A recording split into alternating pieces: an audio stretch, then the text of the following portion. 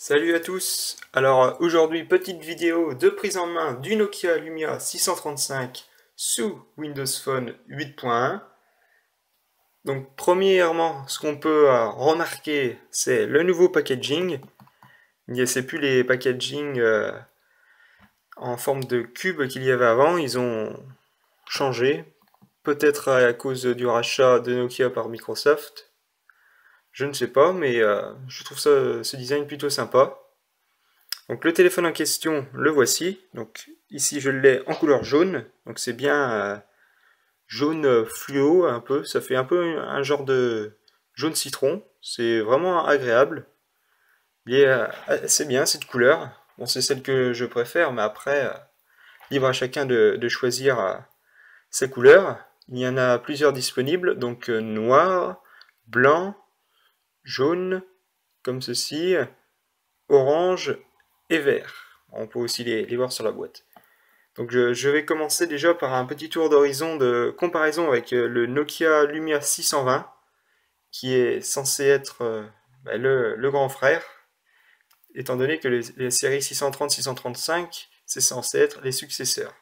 Donc le voici, le 620. Donc ici c'est pareil, on avait un 620 jaune, donc ça c'était plus une couleur jaune mat. Alors on va commencer par comparer, si on veut, l'écran. Donc ici sur le 635, on est sur du 4,5 pouces, contrairement au 3,8 du 620. Donc là on voit déjà la différence. C'est vraiment c'est plus grand, c'est plus confortable. Sur le côté, on peut même comparer l'épaisseur. On est sur du 9,2 mm pour le 635 contre 11 pour le 620. Voilà, donc c'est plus fin, et comparé à un 925 qui fait 8,3, c'est quasiment à quelque chose, pas à un millimètre près, c'est quasiment pareil. Donc voilà pour ce point-là. Ah oui, donc premièrement, on peut remarquer que le 630 et 635, étant donné que c'est les mêmes, le 635 a juste une puce 4G supplémentaire, n'a pas de déclencheur appareil photo. Donc on va commencer à les comparer comme ça. De dos, on remarque donc toujours les haut-parleurs ici, les deux capteurs photo, mais le 635 est dépourvu de flash. Bon, après, choix ou pas, à mon avis, ça devait être pour réduire une fois de plus les coûts de fabrication. Dessus, on a toujours la prise jack. Devant, on remarque une fois de plus, donc je ne sais pas si je vais zoomer, voilà. Ici, sur le 620, on avait un appareil frontal. On ne l'a pas malheureusement sur le 635. Mais bon, après, vu la qualité de 0,3 mégapixels du 620 qu'il y avait, je sais pas après. Moi, je trouve une bonne chose quand même de l'avoir enlevé. Pour moi, je le trouvais vraiment pas très très net, pas très très beau cet appareil photo. Après, si vous êtes fan de Snapchat ou de selfie, forcément, ça va jouer un peu dans votre choix d'achat de téléphone. Donc, on va revenir à ce Nokia, donc assez léger, hein. C'est quasiment le poids du 925 qui est ici, je ne l'ai plus en tête, hein, le poids exact, mais on peut les comparer juste à niveau, pas niveau matériel, mais à niveau design, car c'est à peu près la même taille, hein, c'est exactement la même taille d'écran, mais évidemment c'est un écran qui n'est pas HD pour ce Nokia, qui est de 854 par 400, ça doit être quelque chose, par 480, excusez-moi. Donc c'est un écran qui n'est pas très très net, mais qui fera l'affaire, notamment pour, c'est de l'entrée de gamme, faut pas oublier, hein. Donc ça c'est du plastique, mais du très très bon plastique. Donc d'ailleurs je ne vais pas enlever la coque, enfin la coque s'enlève pour enlever la batterie, insérer carte SIM, et il y a un port micro SD bien sûr, hein. Je vais pas l'enlever car j'ai déjà eu beaucoup de soucis à la retirer tellement c'est solide. Donc voilà pour cette partie-là. Alors maintenant je vais aborder plutôt la partie logicielle. Alors avant que je commence la partie logicielle, je tiens un peu à signaler que dans cette boîte, il n'y a pas de câble USB fourni, il y a seulement des oreillettes basiques et un chargeur. Donc il faudra prévoir d'acheter, ou si vous avez déjà, un câble USB. Donc c'est exactement les mêmes fiches, hein. C'est la fiche micro USB. Donc normalement tout le monde en a, il y en a dans tous les produits maintenant. Donc niveau changement, ce qu'on peut voir ici, je vais tenir comme ceci, c'est qu'il n'y a pas de bouton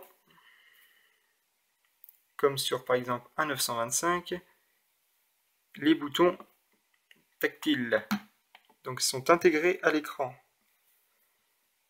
Hélas, on peut dire, car ça réduit la taille de l'écran et pour l'instant, ils sont pas, on peut pas les enlever, quoi.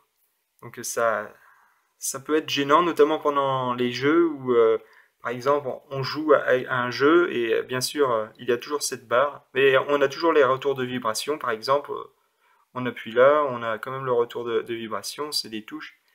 Et là, donc c'est une couleur verte, hein, que j'ai utilisée. C'était en espérant que ça passe bien la vidéo. Mais si on va dans les paramètres, on pourrait très bien. Je vais vous montrer. Il faut juste que je retrouve. Il y a beaucoup de paramètres. C'est toujours un peu le fouillis, hein, dans ces paramètres. Donc barre de navigation, on peut la mettre sombre. Donc pour qu'elle soit noire ou carrément correspondant à l'arrière-plan pour qu'elle se fonde un peu plus dans le décor. Donc là j'ai mis correspondant à la couleur d'accentuation, hein, pour que ça fasse joli. Mais un point fort que je dirais sur ce téléphone aussi, c'est notamment le retour de la radio FM qu'il n'y avait pas sur celui-ci. Donc c'est bien quand même de l'avoir rajouté, c'est un petit plus. Alors après, la fluidité, c'est, je le trouve bien plus fluide qu'un 620. Alors après, est-ce que Windows Phone 8.1 oblige? Ça, je ne sais pas, car sur ce téléphone-ci, j'avais installé la version preview et qui n'était pas très optimisée pour ce 620. Il y avait pas mal de ralentissement. Donc à voir après si quand la version finale sortira par le 620, si ce sera bien fluide. Mais en tout cas sur ce téléphone il n'y a aucun souci. Pour de l'entrée de gamme c'est vraiment assez bluffant. Même la solidité du téléphone. Oups, petite coupure vidéo. Donc excusez-moi du désagrément. Donc ce que je disais c'est que le téléphone était solide. Et que même s'il tombait par terre, ça fait pas peur. Bon, bien sûr, on va pas le laisser tomber par terre, mais il paraît plus solide que par exemple mon 925 ici, qui est un peu plus métal, polycarbonate derrière, il paraît plus fragile. Donc là, c'est vraiment un téléphone solide, une finition, je dirais presque exemplaire pour de l'entrée de gamme. Il faut pas oublier que c'est de l'entrée de gamme.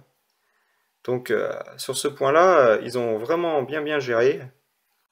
Donc maintenant, on va conclure sur cette vidéo. Alors, niveau autonomie, donc étant donné que je l'ai que depuis hier, je ne peux hélas pas vous dire l'autonomie exacte, d'autant que elle diffère suivant les utilisations des gens. Si vous jouez toute la journée à un jeu, forcément, elle durera beaucoup moins longtemps que une personne qui n'envoie que des messages, donc je ne me prononce pas là-dessus. Alors après, est-ce que j'achète ce téléphone ou pas? Alors si vous avez un 520 et que vous voulez changer, vous pouvez, je vous conseille d'acheter ce téléphone.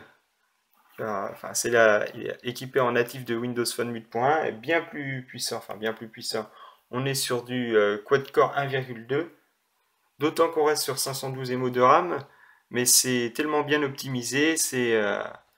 Franchement, pour de l'entrée de gamme, je ne m'attendais pas aussi bien que ça, quoi. Et donc, si vous voulez changer votre téléphone, que vous venez d'un 520, je vous dis, prenez-le.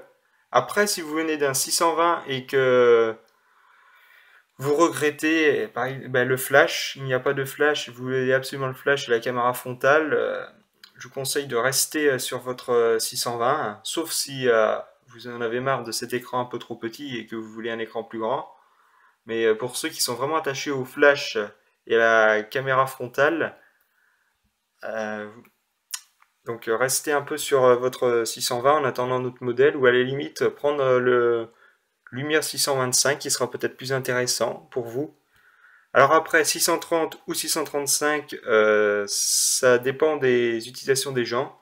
Le 635 est une simple SIM, donc micro SIM 4G. Donc si vous êtes bien intéressé par la 4G, et que vous la voulez, prenez le 635. Mais si vous voulez mettre deux cartes SIM dans un téléphone, prenez le 630 qui a deux slots carte SIM. À noter pour le 630, d'après ce que j'ai pu voir, c'est qu'il y a un seul compte Microsoft pour les deux SIM.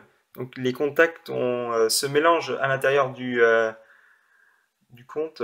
C'est-à-dire, par exemple, vous avez une carte SIM professionnelle et l'autre particulier.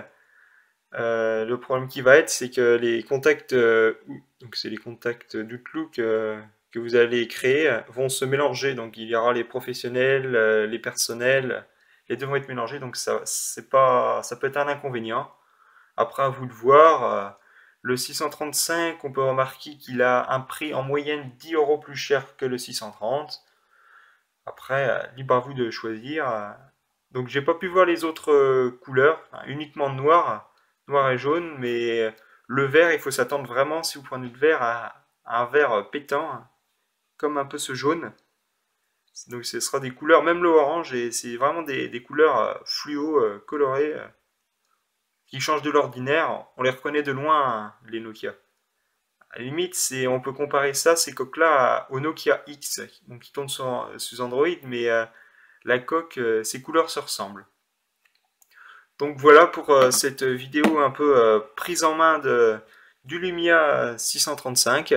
J'espère que vous aurez aimé la vidéo et si vous avez des questions à me poser sur ce téléphone ou même sur le 620 à la limite, hein, n'hésitez pas. Voilà, merci, à bientôt.